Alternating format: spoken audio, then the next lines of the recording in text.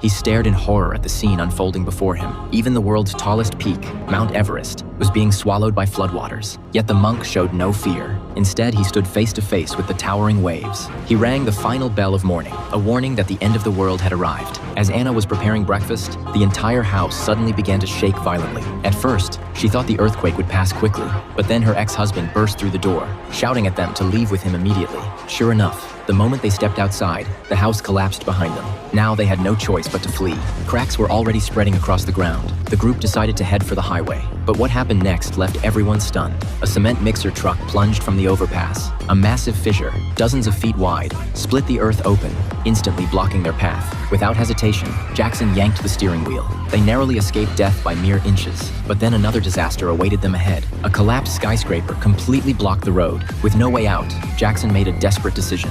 He drove straight toward the wreckage, and in the brief moment before the structure fully crumbled, they somehow escaped once again. After a harrowing journey, they finally reached the airport, only to discover that the pilot they had arranged to meet was already dead. Fortunately, Anna's current husband, Mike, had received flight training in the past. His skills were far from professional, but in a crisis like this, Jackson had no choice but to put him in the cockpit. The moment they successfully took off, the runway behind them began to collapse. For the time being, they had escaped immediate danger. Only then did Jackson finally explain what was happening. The truth had started 3 years earlier. Scientists discovered that neutrinos released during powerful solar activity were triggering unprecedented physical reactions inside the Earth, destabilizing both the crust and the planet's core. Their calculations predicted that in 2012, Earth would face a catastrophic global extinction event. After learning the truth, the president immediately contacted world leaders. Together, they launched a project known as the ARC Plan, and the people selected to board the ARCs were exactly who you'd expect. Either the brightest minds in their fields, or the wealthiest people on Earth. Someone like Jackson. He was never supposed to know about any of it. But a few days earlier,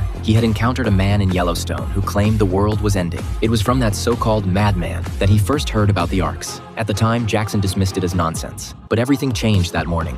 His billionaire boss called him unexpectedly, demanding that he get his 2 sons to the airport immediately. The children accidentally let the truth slip while bragging. We will live and you will die. At that moment, combined with the earthquakes happening around the world, Jackson finally accepted the reality of the coming apocalypse. Now, their only chance of survival was to return to Yellowstone and find that eccentric man, because he had once claimed that he possessed a map showing the location of Noah's Ark. Before long, they arrived at Yellowstone and found the man standing on a mountaintop. Just as Jackson finally learned that the map was hidden inside the man's vehicle, the massive dormant supervolcano suddenly awakened.